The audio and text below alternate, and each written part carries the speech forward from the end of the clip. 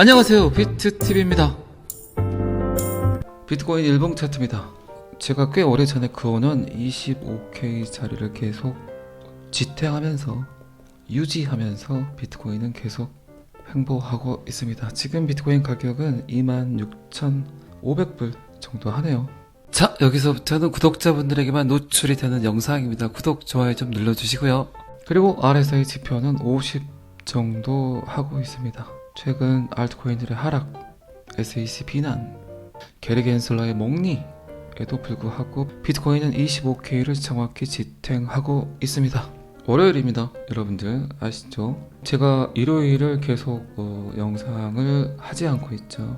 쉰다는 걸 되게 어색해하고 힘들어 하시는 분들이 계시죠.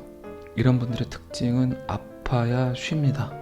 아플 때 쉬지 마시고 아프기 전에 쉬시기 바랍니다. 어쨌든 거의 비트코인 16,500불 언저리에서 이 부분 거의 6개월여 동안 매집됐던 그 자리, 누가 매집을 했을까요? 여러분들 이제 눈치채셨겠지만 전통 금융 자본가들의 매집 자리로 보이죠. 거래량 이야기 여러 번 드렸죠. 이 정도의 거래량을 가지고 수많은 투자자들에게 공포를 주었고 던지기를 원했고, 그 던진 비트코인을 요놈들 전통 금융 시스템의 자본가들이 모두 다 줍줍했던 자리, 이 자리 6개월간 쭉 이어왔었죠. 그래서 이 자리, 이 매물대가 깨지지 않는 겁니다. 그래서 제가 자꾸 22,800불 이야기 드렸지만 지금 비트코인의 저점은 25K라고 생각을 합니다. 제가 최근 영상에서 알트코인에 대한 협박을 여러 번 했었죠. 겁박을 했었죠. 계속 제 영상을 통해서 지속적으로 이야기를 드렸는데 그게 지금 현실화가 됐죠. 아직도 저는 알트코인들 계속 어떤 이유에서든 SEC든 뭐든 거래소 퍼드 뉴스든 아니면 사기 이런 류의 데이터를 가지고 알트코인들을 하락시킬 거라고 생각을 합니다. 어쨌든 지금은 잘 갖고 가셔야 돼요. 제 영상을 보시는 구독자분들께서는 XRP 잘 들고 계시죠? 잘 갖고만 계세요. 추매하지 마세요. 개수 늘리지 마세요. 그러니까 결론은 XRP 사지 마세요가 맞겠죠. 어쨌든 비트코인은 25K가 신저점으로 보인다. 이 지점에서 더 떨어진다면 제가 그전 저점이라고 이야기했던 22,800불 자리까지 빠질 수 있다. 22,800불, 지금은 25,000불. 어찌됐든 뭐라고 하든 뭐라고 짓거리든 짜증을 내든 좋아하든 웃든 비트코인의 저점은 계속 상승을 하고 있는 게 팩트인 것 같습니다. 자, 비트코인 차트는 여기까지 보겠습니다. 경제학자이자 응용경제학 교수 스티브 행크, 그리고 이분은 키토뉴스의 수석 앵커이기도 합니다. 이분 최근 인터뷰에서 연준의 방향성이 없는 정책을 가지고 추악한 아주 더러운 불황이 다가오고 있다고 경고를 했습니다. 지금 달러 경제의 붕괴를 꽤 여러 곳에서 이야기를 하고 있습니다. 그런데 달러 경제 붕괴는 자본주의 찬생 이후 계속 지속되어 왔죠. 그런 위기를 계속 겪으면서 항상 미국은 최고의 전략으로 그들이 하고자 하는 일들을 계속해서 지속적으로 행해왔고, 또 세계 경제는 어쩔 수 없이 미국의 결정대로 움직여 갔습니다. 한 번 더 미국의 위기를 짓거리는 것 같지만 그 전과는 약간 패턴이 달라 보이기도 하죠. 제가 보는 관점은 제롬 파월이 세계 경제의 몰락을 원하지 않을까요? 겉으로는 세계 경제를 살리는 척하지만 결국 그가 원하는 건 세계 경제의 침몰, 개미들을, 소시민들을 지치고 힘들게, 그리고 그게 특정 국가든 특정 개인이든 특정 기업이든 그의 정책에 의해서 몰락한 경제 안에서 새로운 탐욕을 가지고 사람들을 금융으로, 통화정책으로, 경제적 노예로 만들려고 하는 것 같습니다. 이건 분명 제 생각입니다. 그런데 이분 스티브 행크, 연준이 지금 무슨 일을 하는지 모르고 있는 것 같다. 대책이 없다. 제가 계속 이야기 드렸지만 앞으로의 삶은 그게 지정학적 위기든 기후 위기든 금융 위기든 돈으로 해결할 수 없는 일들이 계속 일어날 수 있다는 표현을 했었죠. 지금 연준도 마찬가지예요. 긴축 정책을 쓸 건지 완화 정책을 쓸 건지, 또 한 번 돈을 프린팅을 하더라도 금리를 낮추더라도 이 위기가 쉽게 벗어날 것 같지 않아 보이기 때문에 제롬 파월 또한 이도 저도 못하고 돈으로 해결할 수 없는 일이라는 걸 그 또한 알고 있을 거라고 생각을 합니다. 금리는 동결을 시켰지만 지속적인 긴축 정책, 결국 경기가 활성화되는 걸 포기할 거라고 생각을 해요. 경기 활성화를 포기를 하면 어쨌든 가장 먼저 포기를 해야 되는 게 주식 시장이겠죠. 주식 시장이 파괴되면 결국 실업률, 부동산, 그에 따르는 불황, 디플레이션, 계속해서 사람들은 힘든 삶을 살아갈 수밖에 없겠죠. 제가 토요일 영상에서 암호화폐와 부동산을 비교해서 여러분들께 이야기 드렸지만, 그리고 주식시장 또한 제롬 파월의 금리 정책에 의해서 특별한 노력 없이, 특별한 정책 없이 그냥 이 시장을 방치한다면, 그리고 여기서 말하는 방치는 특별한 해결책을 그 또한 찾지 못한다면 그 안에서 또 자본가들은, 금융 세력들은 엄청난 기회를 엿볼 수 있겠죠. 중산층이 사라지고 빈부의 격차는 커지고 있는 사람은 계속 있어지고 없는 사람들은 계속해서 나락으로 떨어질 수도 있겠죠. 어쨌든 경제학자이자 응용경제학 교수 스티브 행크, 금리가 상당한 관심을 받고 있지만 면밀한 조사가 필요한 것은 통화 공급이라고 강조를 했습니다. 통화 정책. 제롬 파월 연준 의장이 금리 인상 중단에도 불구하고 긴축이 지속되고 있다. 통화 공급이 지난 4월 이후 계속 줄어들고 있다. 4.6% 감소했다. 그런 시대를 되돌아보면 1938년, 1939년 그때로 돌아가야 된다. 대공황을 이야기하고 있습니다. 화폐 공급의 수축과 확장이 경제 전반에 걸쳐 변화를 전달을 하고 약 6개월 이내에 민감한 자산 가격에 변화가 있을 것이다. 통화 정책을 제대로 펼치지 못하면 아주 민감한 일들이 벌어질 수 있다. 어쨌든 그리고 여러분들 아시겠지만 지금 모든 자산 가격들이 거의 폭발하다시피 상승을 했었죠. 계속해서 뉴스를 통해서 나오는 기사들, 깡통 정책, 그리고 매매가보다 전세 가격이 더 상승을 하고, 지금 오히려 집을 빌려준 사람들이 전세로 살고 있는 사람들에게 그에 따르는 차액만큼 이자를 주고 있는 그런 뉴스들 많이 보셨죠. 그리고 부동산뿐만 아니라 주식 시장에도 엄청난 버블이 끼어 있습니다. 그 버블을 결국 제롬 파월은 계속 사라지게 하겠죠. 그 안에서 이제 일어나는 수많은 금융 위기, 그리고 그 위기는 결국 정보에 취약한, 경제를 잘 이해하지 못하는, 욕심만 앞서는 이런 개미들이 결국 가장 큰 타격을 볼 거라는 거죠. 지금 살짝 부동산 완화 정책을 펼쳐서 부동산 가격이 꿈틀꿈틀 거리는 걸로 보이지만 절대 여러분들은 그런 페이크에 속으시면 안 됩니다. 정책 위반자들은, 그리고 금융 세력들은 소비자들을 현혹하는 그런 뉴스들, 그런 데이터를 흘리죠.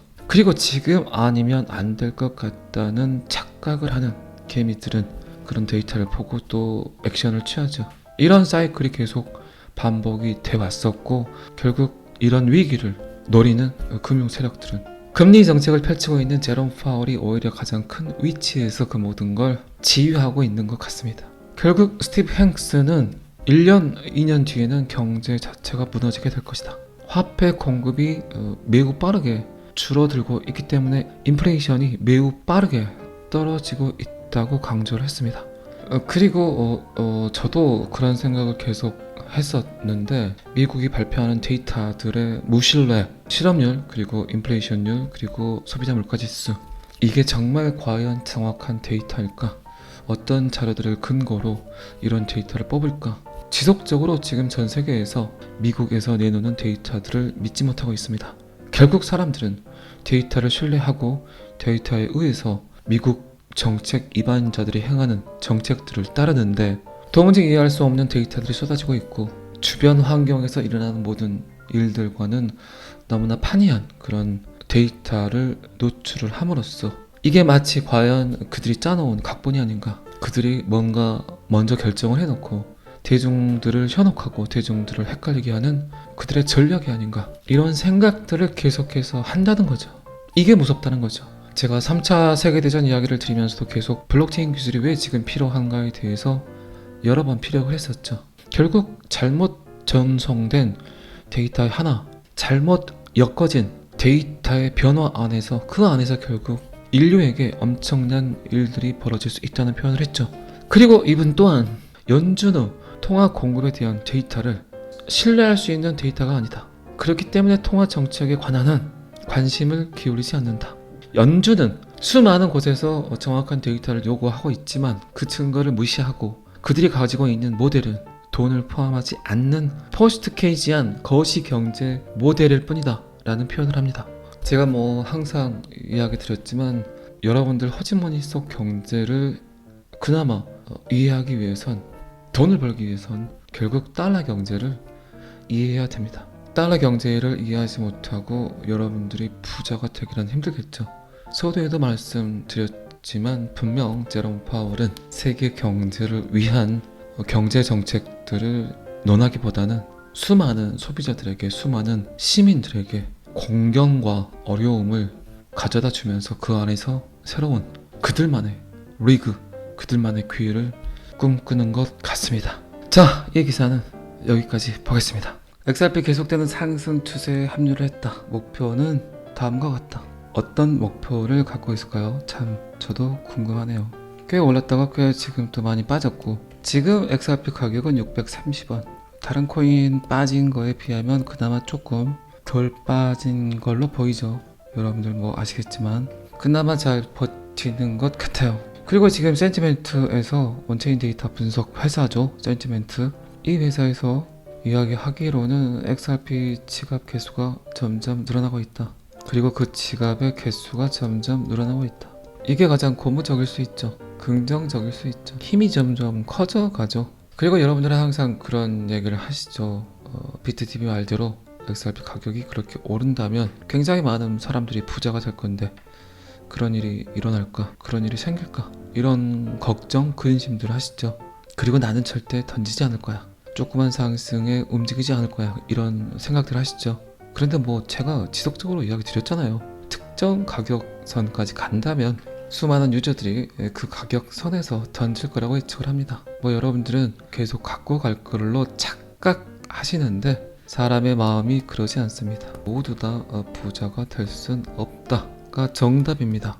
수많은 하락 역경이 아닌 상승 역경이 여러분들에게 다가올 겁니다. 그런 유혹들을 여러분들은 분명히 뿌리치지 못하고 던질 걸로 예측을 합니다. 그렇다고 해서 전혀 던지지 말라는 이야기는 아닙니다. 분명히 여러분들 상황에 맞게 여러분들이 원하는 비율로 여러분들이 갖고 있는 XRP를 조금씩 뿌리는 것도 괜찮겠죠. 빚이 뒷담하는데 요거 정리를 하지 않고 계속 볼 수는 없겠죠.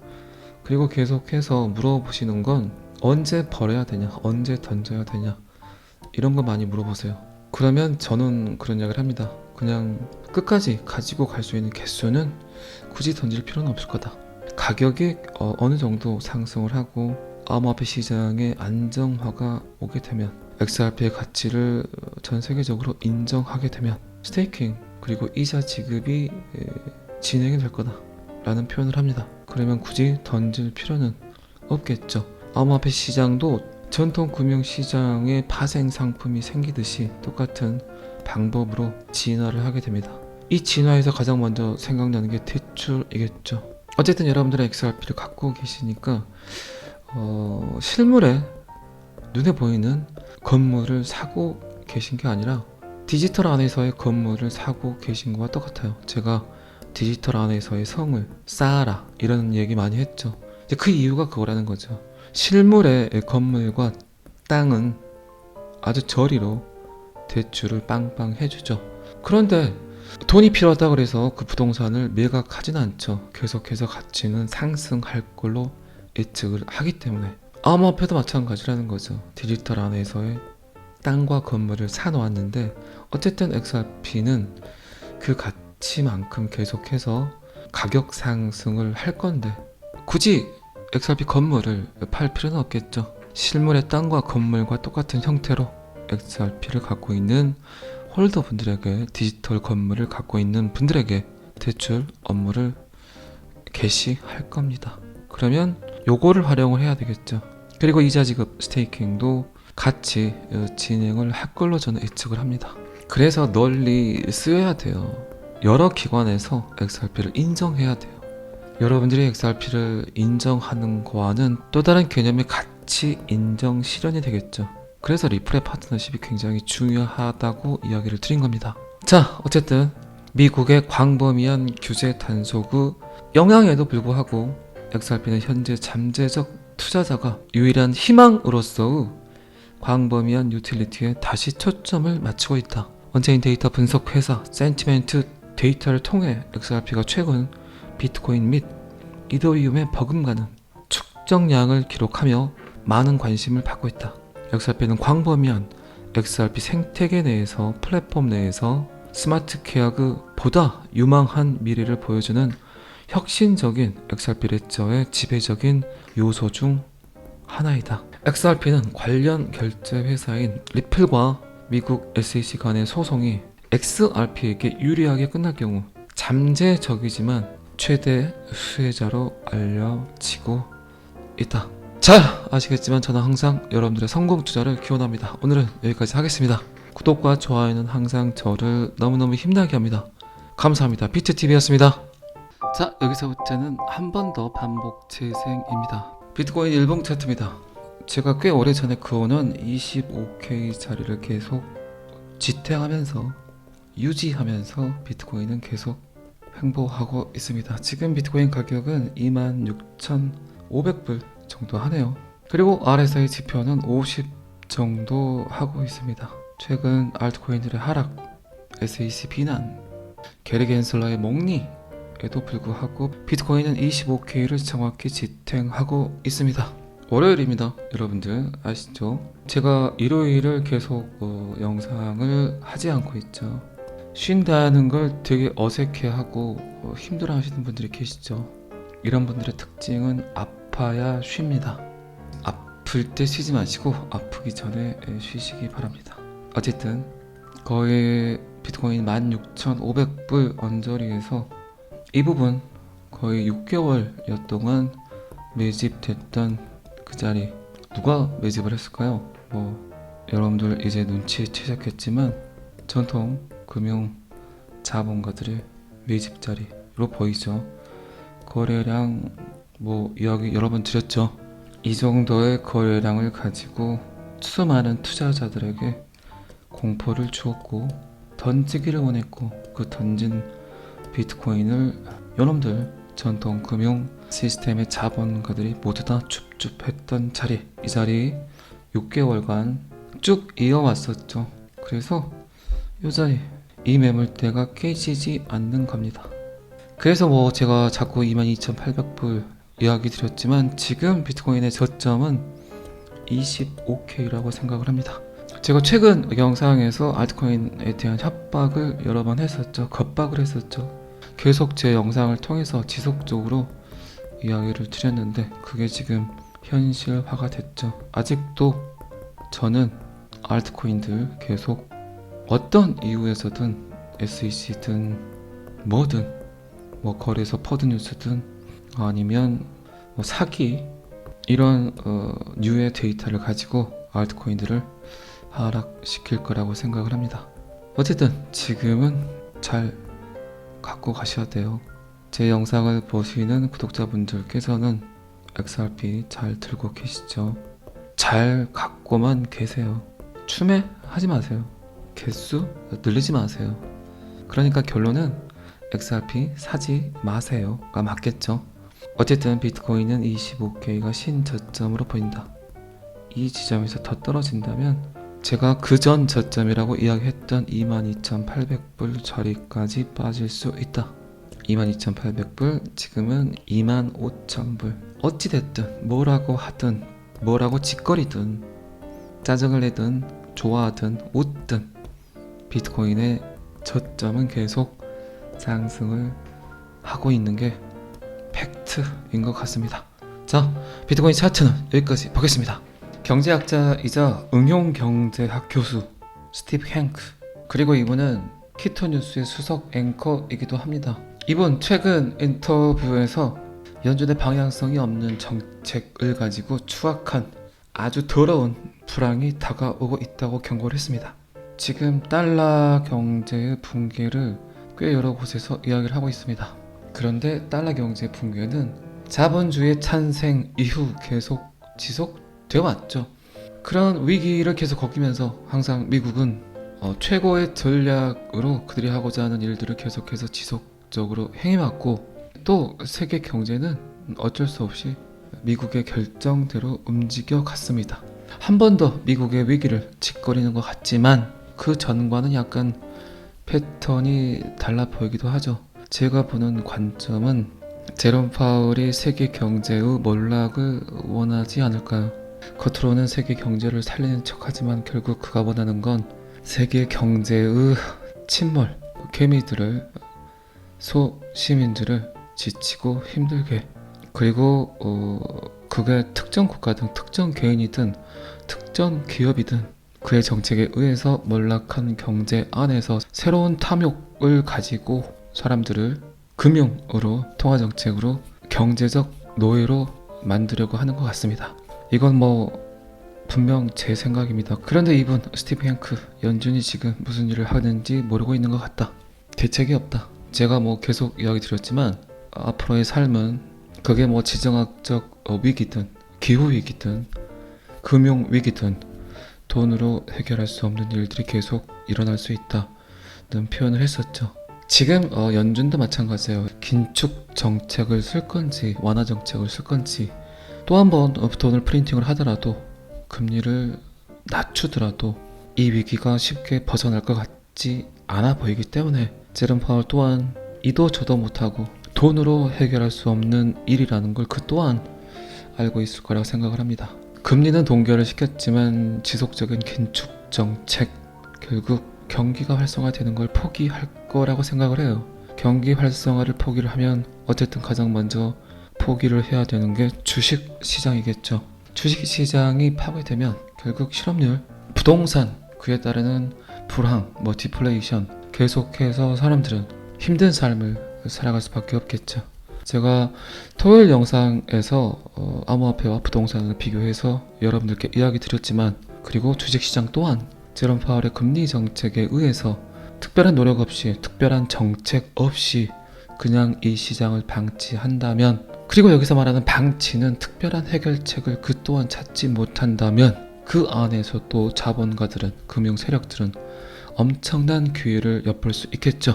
중산층이 사라지고 빈부의 격차는 커지고 있는 사람은 계속 있어지고 없는 사람들은 계속해서 나락으로 떨어질 수도 있겠죠.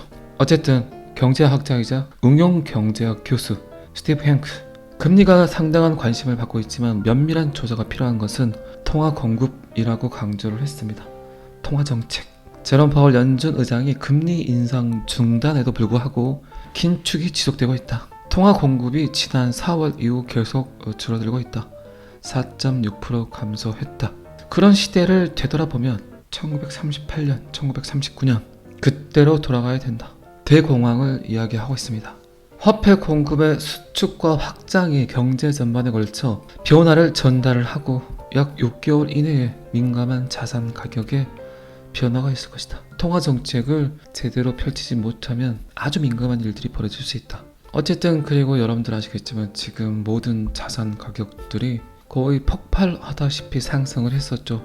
계속해서 뉴스를 통해서 나오는 기사들, 깡통 정책, 그리고 매매가보다 전세 가격이 더 상승을 하고, 지금 오히려 집을 빌려준 사람들이 전세로 살고 있는 사람들에게 그에 따르는 차액만큼 이자를 주고 있는 그런 뉴스들 많이 보셨죠. 그리고 부동산뿐만 아니라 주식 시장에도 엄청난 버블이 끼어 있습니다. 그 버블을 결국 제롬 파월은 계속 사라지게 하겠죠. 그 안에서 이제 일어나는 수많은 금융 위기, 그리고 그 위기는 결국 정보에 취약한, 경제를 잘 이해하지 못하는, 욕심만 앞서는 이런 개미들이 결국 가장 큰 타격을 볼 거라는 거죠. 지금 살짝 부동산 완화 정책을 펼쳐서 부동산 가격이 꿈틀꿈틀 거리는 걸로 보이지만 절대 여러분들은 그런 페이크에 속으시면 안 됩니다. 정책 위반자들은 그리고 금융 세력들은 소비자들을 현혹하는 그런 뉴스들, 그런 데이터를 흘리죠. 그리고 지금 아니면 안 될 것 같다는 착각을 하는 개미들은 그런 데이터를 보고 또 액션을 취하죠. 이런 사이클이 계속 반복이 돼 왔었고 결국 이런 위기를 노리는 금융 세력들은 금리 정책을 펼치고 있는 제롬 파월이 오히려 가장 큰 위치에서 그 모든 걸 지휘하고 있는 것 같습니다. 결국 스티브 행스는 1년, 2년 뒤에는 경제 자체가 무너지게 될 것이다. 화폐 공급이 매우 빠르게 줄어들고 있기 때문에 인플레이션이 매우 빠르게 떨어지고 있다고 강조를 했습니다. 그리고 저도 그런 생각을 계속 했었는데 미국이 발표하는 데이터들의 무신뢰, 실업률, 그리고 인플레이션율, 그리고 소비자 물가지수 이게 정말 과연 정확한 데이터일까? 어떤 자료들을 근거로 이런 데이터를 뽑을까? 지속적으로 지금 전 세계에서 미국에서 내놓는 데이터들을 믿지 못하고 있습니다.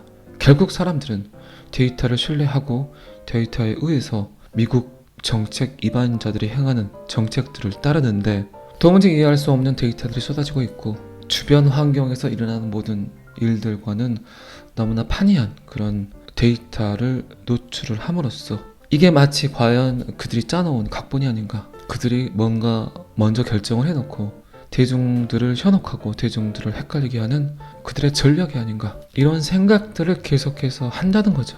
이게 무섭다는 거죠. 제가 3차 세계대전 이야기를 드리면서도 계속 블록체인 기술이 왜 지금 필요한가에 대해서 여러 번 피력을 했었죠. 결국 잘못 전송된 데이터의 하나, 잘못 엮어진 데이터의 변화 안에서 그 안에서 결국 인류에게 엄청난 일들이 벌어질 수 있다는 표현을 했죠.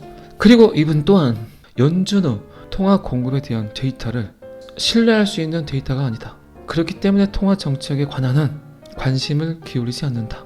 연준은 수많은 곳에서 정확한 데이터를 요구하고 있지만 그 증거를 무시하고 그들이 가지고 있는 모델은 돈을 포함하지 않는 포스트 케이지한 거시 경제 모델일 뿐이다 라는 표현을 합니다.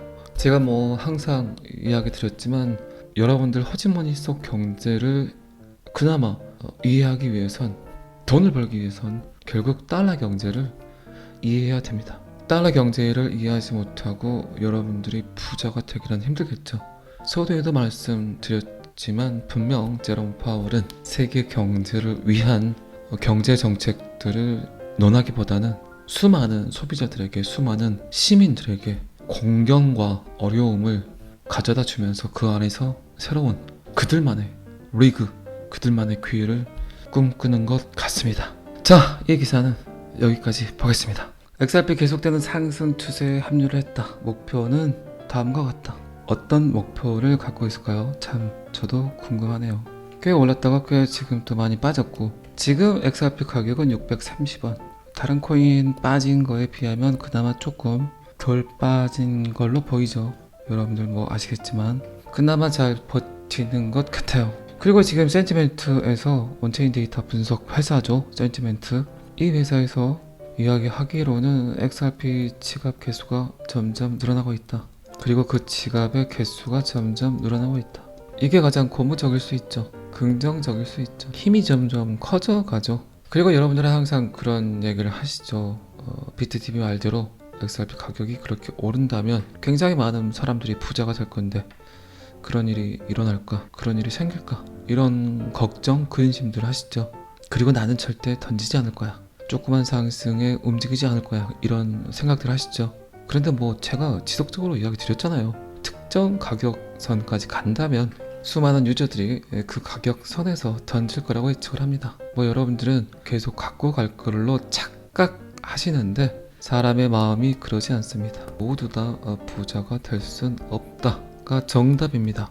수많은 하락 역경이 아닌 상승 역경이 여러분들에게 다가올 겁니다. 그런 유혹들을 여러분들은 분명히 뿌리치지 못하고 던질 걸로 예측을 합니다. 그렇다고 해서 전혀 던지지 말라는 이야기는 아닙니다. 분명히 여러분들 상황에 맞게 여러분들이 원하는 비율로 여러분들이 갖고 있는 XRP를 조금씩 뿌리는 것도 괜찮겠죠. 빚이 뒷담화하는데 요거 정리를 하지 않고 계속 볼 수는 없겠죠. 그리고 계속해서 물어보시는 건 언제 버려야 되냐, 언제 던져야 되냐, 이런 거 많이 물어보세요. 그러면 저는 그런 이야기를 합니다. 그냥 끝까지 가지고 갈 수 있는 개수는 굳이 던질 필요는 없을 거다.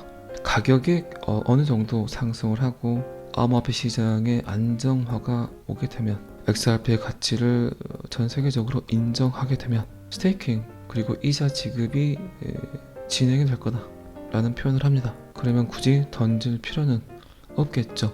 암호화폐 시장도 전통 금융시장의 파생 상품이 생기듯이 똑같은 방법으로 진화를 하게 됩니다.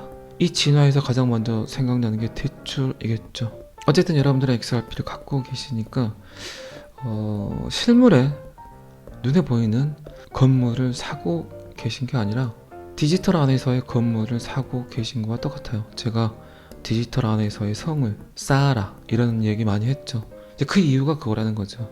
실물의 건물과 땅은 아주 저리로 대출을 빵빵 해주죠. 그런데 돈이 필요하다 그래서 그 부동산을 매각하지는 않죠. 계속해서 가치는 상승할 걸로 예측을 하기 때문에. 암호화폐도 마찬가지라는 거죠. 디지털 안에서의 땅과 건물을 사놓았는데 어쨌든 XRP는 그 가치만큼 계속해서 가격 상승을 할 건데 굳이 XRP 건물을 팔 필요는 없겠죠. 실물의 땅과 건물과 똑같은 형태로 XRP를 갖고 있는 홀더분들에게, 디지털 건물을 갖고 있는 분들에게 대출 업무를 개시할 겁니다. 그러면 요거를 활용을 해야 되겠죠. 그리고 이자 지급 스테이킹도 같이 진행을 할 걸로 저는 예측을 합니다. 그래서 널리 쓰여야 돼요. 여러 기관에서 XRP를 인정해야 돼요. 여러분들이 XRP를 인정하는 거와는 또 다른 개념의 가치 인정 실현이 되겠죠. 그래서 리플의 파트너십이 굉장히 중요하다고 이야기를 드린 겁니다. 자, 어쨌든 미국의 광범위한 규제 단속 영향에도 불구하고 XRP는 현재 잠재적 투자자가 유일한 희망으로서의 광범위한 유틸리티에 다시 초점을 맞추고 있다. 언체인 데이터 분석 회사 센티멘트 데이터를 통해 XRP가 최근 비트코인 및 이더리움의 버금가는 축적량을 기록하며 많은 관심을 받고 있다. XRP는 광범위한 XRP 생태계 내에서, 플랫폼 내에서 스마트 계약보다 유망한 미래를 보여주는 혁신적인 XRP 레저의 지배적인 요소 중 하나이다. XRP는 관련 결제 회사인 리플과 미국 SEC 간의 소송이 XRP에게 유리하게 끝날 경우 잠재적이지만 최대 수혜자로 알려지고 있다. 잘 아시겠지만 저는 항상 여러분들의 성공 투자를 기원합니다. 오늘은 여기까지 하겠습니다. 구독과 좋아요는 항상 저를 너무너무 힘나게 합니다. 감사합니다. 비트TV였습니다.